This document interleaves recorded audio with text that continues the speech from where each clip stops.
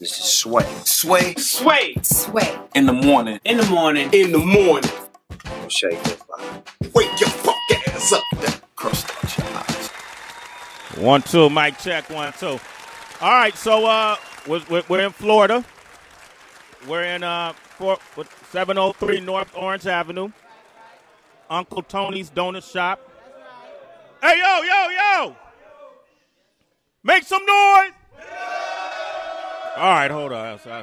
I was ego tripping right there. That's a power thing. That's what's up. That's all right, though. We all like that, right?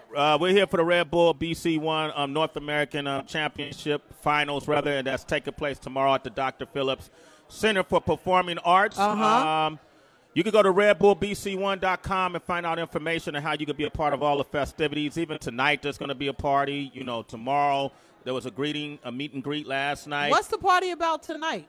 Partying.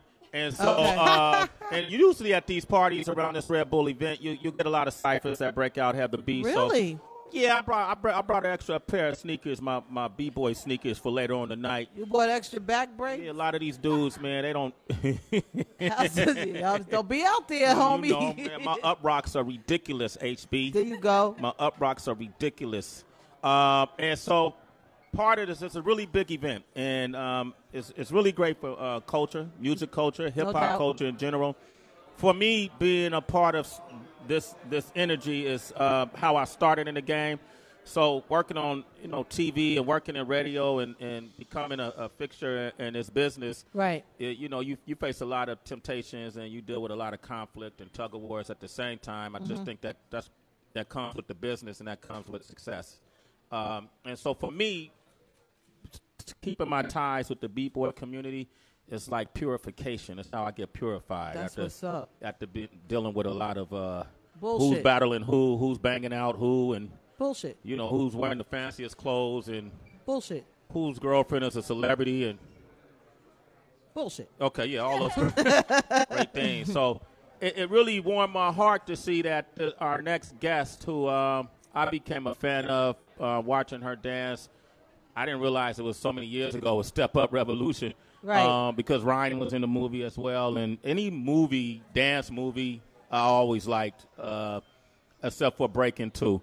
That was whack. That was whack. Yeah, Breaking 1 was, decent. But, my early, what I used to look at was Wild Style days. B Street days. Lee with that suit on. Yeah, Lee had that suit on. And but she's here today, and she's going to be our social reporter. For Red Bull tomorrow. And look, this is an amazing, talented young lady. Yeah. You go on her YouTube channel and check her out, and she does choreography, and they do funny skits around it, and it's hilarious. She got hundreds of thousands of subscribers. A beautiful young lady. Seems like she has a great heart and good energy. Y'all make some noise for Megan Batoon. Do that, Megan. MB. What up, Meg? How you doing, mate? Test your mic. Test your mic. Touch the mic. Oh, hello, Megan. It's a family show. Hey, we'll talk later. How long you been dancing? Oh, gosh. I think since I was 18, actually, not too long ago. Really? You've only been, so what are you, like 24 or something? What are you at? You read my bio, didn't you? No, I got a good eye for that. That's an old trait I developed in my hounding days, my wolf days. I could tell you how old you are. Trust me. I'm very impressed. It's a gift. I'm exactly 24, yeah. Really? Okay, so you only been dancing 6 years. Yeah. Well, I was a cheerleader forever. And okay. It's a little different. Cheerleading is really stiff. Yeah. Lots of flips and injuries as well. But, yeah, and then I was like, I found hip-hop dance, and I was like, I don't feel like I'm going to break my neck every day. Yeah. So I really like this. And then I became a dancer. You became a dancer. So when did dancing transition into acting? Not too long ago either. Maybe like just a year. When I moved out to LA, it's like you have to do more than one thing. You understand? Like you have to. Everyone. I don't know what they're feeding the kids these days, but like everyone does everything. It's not a triple threat anymore. It's a 5 threat. This kid can pogo stick, dance, act, sing, do magic. Like kids can do everything. So you kind of have to pick more things up as a dancer. So just transitioning into acting, because there are a lot of commercial jobs where you're doing dance and they want you to say a line, and if your voice is cracking, they're not going to use you again. So kind of having to transition right into being able to speak in front of people on camera and all that stuff. Do you practice, or or does it just come natural? Do you practice on a day-to-day when it comes to dance? Oh, gosh, I wish I did. I used to take class every day, and that's really the only time you can super grow in other people's styles. But now it's just more choreographing for performances or videos, one or the other. I don't practice every day. I should. I feel very guilty saying I don't practice every day. You look guilty when I asked you that question, too. I was like, damn, that wasn't controversial. Why is she looking like that? You said videos. Any artists that we know of that you done choreography for their video? Oh, not choreography, but I've danced for a few. We just did Chance the Rapper's Pitchfork headlining. Stun on us? Okay. All right. That's my Chance impression. That's your chance? Okay. It's not very good. Okay. Is that what that was? I didn't know what that was. I'm still working on it. You're still working on it. So you've been in and around the b-boy culture. What do you when you look at what these dancers are doing with themselves, with their bodies, and now having practiced hip hop dance for years, man. I mean, as a dancer, as a choreographer, how hard is it to do what they do? Could never do it. I could never do it. I've tried, and it's very difficult. I could do one freeze, and that's it. It's the easiest freeze ever. So they're super impressive, all of their power and energy. And also, it's becoming something so different than what breakdancing used to be. It used to be you're just on the beat, just like writing it, and then you do your combos, and you have concepts, and that's it. And there's some kill-offs. But now it's become something where they've integrated different styles of dance. You could see like house influences, and you could see their flow is different, and the way they get down to the floor, the way that they string together their combos is so incredibly insane. It's gotten super, I mean, it's always been impressive, but it's just they've taken it to another level where I never thought it could be like that.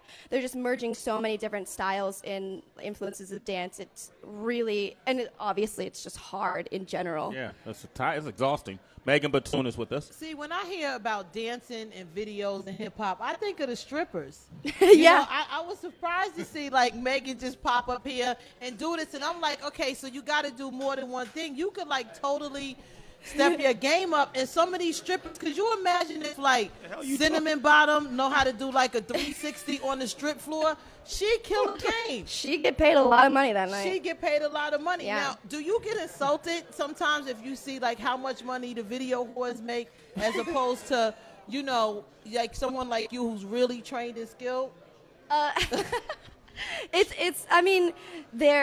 Sex sells, and that's not, no one disagrees with that. So there's a right, what works for them, but as long as you're doing what you like and you are attached to it with integrity, I don't think that money matters in the beginning, because money will always come.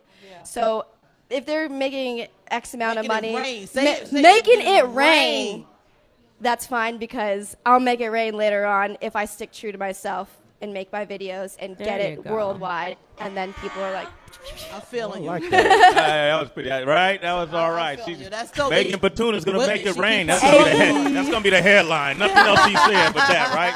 Megan. Okay, so Tracy G. She can't. Go ahead, Tracy. Ask your question. I'll repeat it. I'm not sure if she can hear you. Okay, cool. Well, I was saying that we've seen a lot of female celebrities love dancers. Like Britney Spears, she was married to Kevin Federline. She was doing some things with Wade Robson. We've seen Jennifer Lopez dating her dancers. Obviously, from what Heather said, a lot of men love dancers. And I'm wondering, like, if you've ever had an instance where a celebrity, one of your clients, ever tried to approach you or just made you feel uncomfortable. Is this a question for me? Oh, yes. I don't think so. I don't think I've ever been approached like that, like on a job, if that's the question. Everything's been pretty professional, but definitely dancers are very flirtatious people in general. Yeah. I mean, we're talking with our bodies. What's not sexual about that, So I can totally understand why everyone's dancers are interested and the artists are interested in the dancers. It's a sexy thing. Yeah, that limber thing is sexy. Right, fellas? We like, Bend down and suck it. Wow, backwards. That limber thing. What are you talking about? Like what position? Like a figure 8. You know, when you're running through the octagon. My Talking about flow gosh. with ills. People like his flow. Well, you know, behind closed doors, I got that flow thing. I do this thing, Megan, called the octagon. Let's hear about the I octagon. appreciate it. And I really got it from B-boy culture because, you know, you're so in shape and athletic and strong and you have so much endurance, so it pays off in other areas.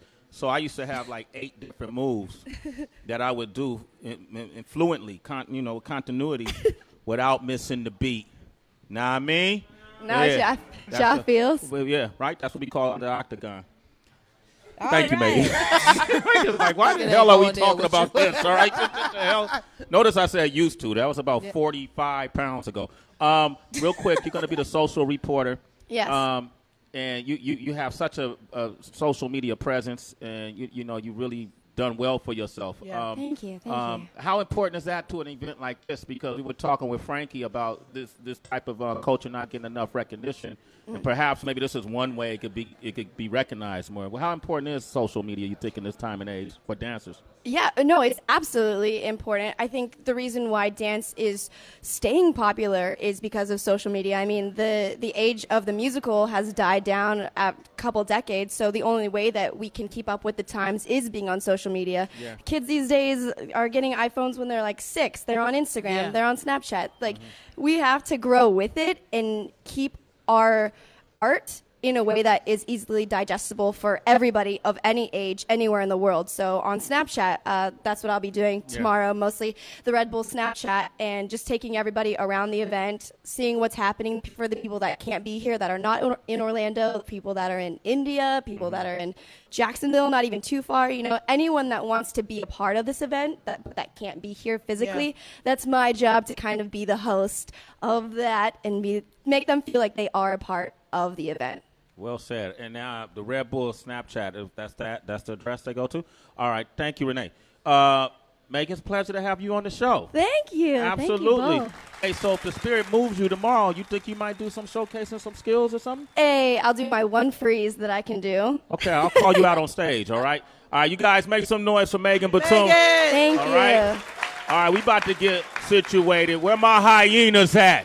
Hyenas! This is what it's all about here at Sway in the Morning. We've seen a lot of folks have it beef, from King Los to Pat Poose, recently Andy Mineo, to Chance the Rapper, to Childish Gambino. Chris Rivers. You know, we've had a lot of Meek Mill. Logic. Man, we've had a lot of people come up and devour this mic and then go on to hip-hop greatness. So we about to set up for our Red Bull Cypher momentarily. Slim is going to be on the DJ and turntables. Make sure you play the right instrumentals because you, too, can get booed. All right? We're going to come back to that. Sway in the Morning at Uncle Tony's Donut Shop. Slim said he ain't asked for that. Yeah, no, 703 North Orange. Nobody's exempt, Slim. All right? Shade 45.